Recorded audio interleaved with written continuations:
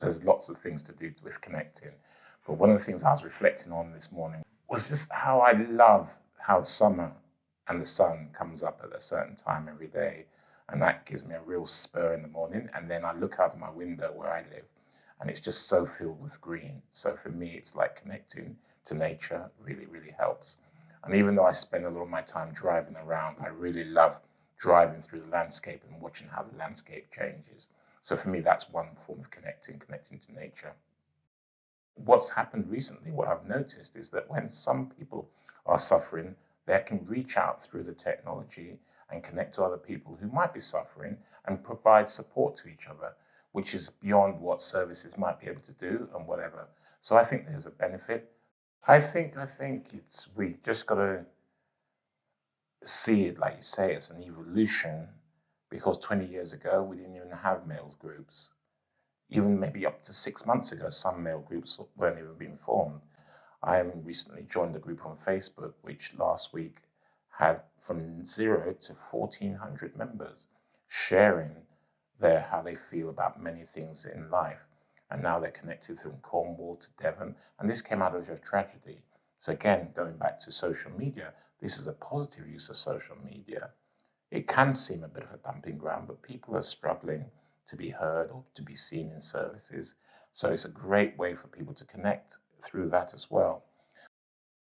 To disconnect is a way that I can connect. And for me, it is connected on a spiritual level. So a bit of meditation, I do a bit of an Om chant, and that for me connects me into the essence of who I think I am. And I say who I think I am because I'm still connecting to understand who I am.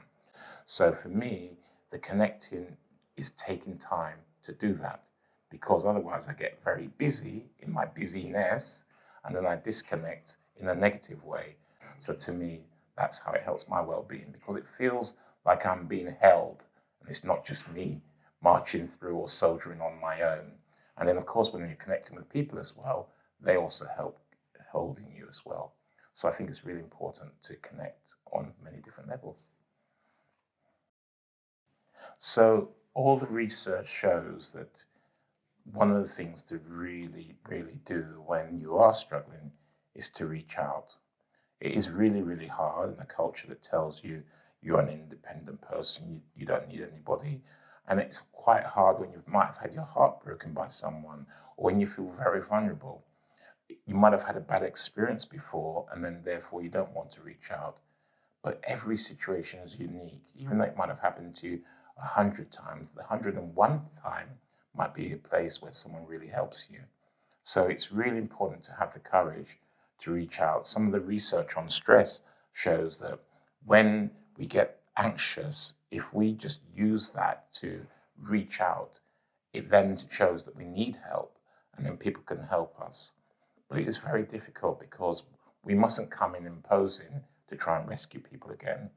It's more about you feeling comfortable to reach out to show that someone does care.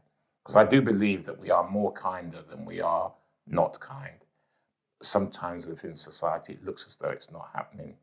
But it really is important that we reach out, because that is like a heart-to-heart connection is what creates well-being. Your heart is what creates well-being, not your head.